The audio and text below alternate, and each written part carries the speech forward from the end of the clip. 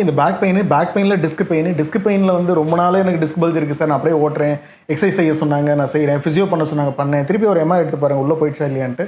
அந்த டிஸ்க் இப்போ ஏன்னா இப்போ சிங்கப்பூரில் வந்து அவர் ஒருத்தர் சிங்கப்பூரில் வந்து வந்திருந்தார். இப்போ எம்ஆர்ஐ கொடுத்துருக்கேன், ஃப்ரெஷ் எம்ஆர்ஐ ஒன்று 2021 எடுத்திருக்காரு. அப்பையில் இருந்திருக்கு.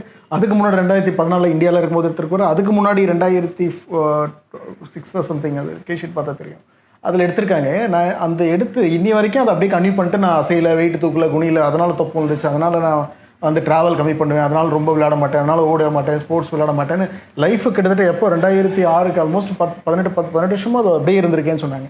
என்ன ப்ராப்ளம் எடுத்துருங்க, நிறைய வீட்டில் பண்ணுறதுக்கு ஆப்ஷன் இருக்குது. சிபிஇடின்னு ஒன்று, சிபிஇடி கண்டினியூஸ் பெல்விக் ட்ராக்ஷன் அப்படின்னா வீட்டிலே போடலாம். வீட்டு பக்கத்தில் யாராவது ஒரு ஆர்த்தோபெடிஷியன் சாரை பார்த்து அவங்ககிட்ட செக் பண்ணி செஸ்ட்டில் ஒரு பெல்ட்டு, வயத்தில் ஒரு பெல்ட்டு போட்டு வெயிட்டு கட்டி தொங்க வருது. இது பண்ணால் கூட அந்த ஜவ் உள்ளே போக சான்ஸ் இருக்குது. பெட் ரெஸ்ட் எடுத்தால் பல்ஜ் உள்ளே போக சான்ஸ் இருக்குது. இந்த மாதிரி மெக்கன்சின்னு ஒன்று இருக்குது, டீகம்ப்ரெஷன் எக்ஸசைஸ் இருக்குது, நிறைய டைப்ஸ் ஆஃப் வீட்லேயே பண்ணுற ப்ரோட்டோகால் இருக்குது. இது அட்லீஸ்ட் செஞ்சால் உள்ளே போக சான்ஸ் இருக்குது. ஃபர்தராக எம்ஆர்ஐ எடுத்து பார்த்துட்டு தேத்திட்டு சரியாச்சுன்னா நம்ம ரொட்டீனை கண்டினியூ பண்ணலாம்ல. இல்லை ரொம்ப ப்ரொட்ரூஷன் இருந்தால் மேபி இங்கே டீகம்ப்ரெஷன் இருக்குது. இந்தியாவில் ரொம்ப அட்வான்ஸ்டு ஸ்பைன் எம்டி கோர் ஒரு மிஷின், வேணால் அது ஃபோட்டோ போட சொல்கிறேன். அது பண்ணால் அந்த ஜவ் ரொட்டேட் பண்ணி உள்ள தள்ள சான்ஸ் இருக்குது. பட் ஆனால் அது என்னன்னு பார்த்துட்டு அதுக்கேற்ற ப்ரோட்டோகால் எடுத்து பண்ணுங்க. எக்ஸ்ட்ரூஷனாக இருக்குது, கால் மரத்து போகுதுன்னா கூட அது சான்ஸ் இருக்குது. பட் அதுவும் பார்க்கணும். லைக் எக்ஸ்ட்ரூஷன் இருந்து செக்கோசேஷன் தான் மேபி சர்ஜரி தேவைப்படலாம். பட் இந்த சார் சொல்லும்போது கஷ்டமாக, அது 18 வருஷமாக இப்படியே ஓட்டுறேன்னா, வெயிட்டு தூக்கல, விளையாடல, பசங்க கூட இல்லை, இப்படியே ரொட்டீனை அப்படியே போகிறேன் வரேன். நான் தான் சொல்லி சிரித்தேன்.